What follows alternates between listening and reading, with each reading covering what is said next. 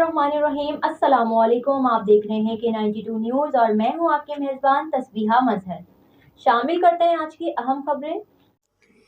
जोहिर तहरीक की जानिब से पीने के पानी की अदम फराहमी, सफाई न होने, करप्शन, फराड के खिलाफ एहतजाज, कौंसलर, सिविल सोसाइटी, सियासी रहनुमाओं की शिरकत, म्यूनसिपल इंतजाम की करप्शन बंद करो, शहरियों के साथ बुनियादी सहूलियात की फराहमी में नाअहली, करप्शन बंद करो की नारेबाजी करते हुए मखदूम बिलावल पार्क से नाका चौक तक एहतजाजी मुजाहरा किया गया।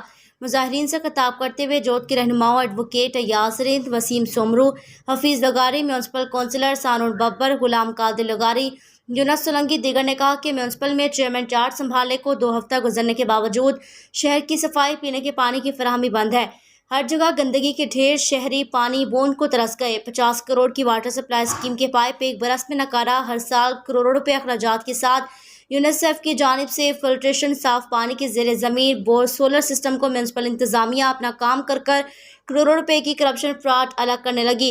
हर माह में OZT ग्रांट कच्ची पक्की पड़ी, टैक्स, मवेशी मंडी टैक्स के बावजूद सालों से तरक्याती काम तो नहीं कराए गए, मगर शहरी सफाई, पीने के पानी तक के लिए परेशान है। उन्होंने कहा कि म्यूनसिपल चेयरमैन अपनी करप्शन फ्रॉड की दुकान बंद करें, वरना म्यूनसिपल दफ्तर में धरना दिया जाएगा। उन्होंने नैब दीगर तहकीकाती इदारों से मुतालबा किया 10 बरस में म्यूनसिपल जोही को 3 अरब के फंड्स की तहकीकात करा के मुलव्वस अफसरान के खिलाफ कार्रवाई की जाए, दीगर सूरत में सख्त एहतजाज किया जाएगा।